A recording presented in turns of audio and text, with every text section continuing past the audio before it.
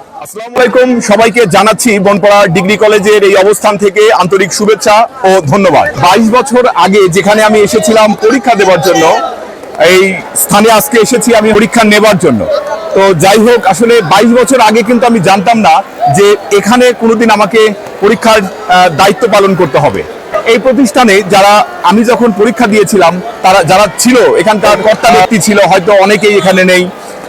Principal মহোদয় ছিলেন এখানে, প্রিন্সিপাল মহোদয় আজকে আমাদের মাঝে নেই, উনি গত হয়েছেন। সেই শিক্ষকগুলো হয়তো অনেকেই রিটায়ারমেন্টে চলে গেছেন, অনেকে হয়তো পৃথিবী ছেড়ে চলে গিয়েছেন। তো মানুষের জীবন আসলে এই যে যারা আজকে পরীক্ষা দিচ্ছে, যে স্টুডেন্টরা যারা আজকে এখানে পরীক্ষা দিচ্ছে, 22 বছর পরে তারা কোথায় যাবে, হয়তো কেউ কেউ এখানেও ফিরে আসবে, আবার কেউ হয়তো অনেক দূরে চলে যাবে। জীবন আসলে এমন, আসলে নতুনরা তারা আসে এবং পুরনোরা তারা পথ ছেড়ে দেয়।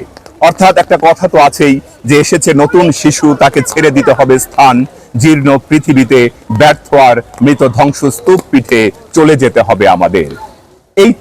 এই তো এটাই তো নিয়ম। ধন্যবাদ সবাইকে।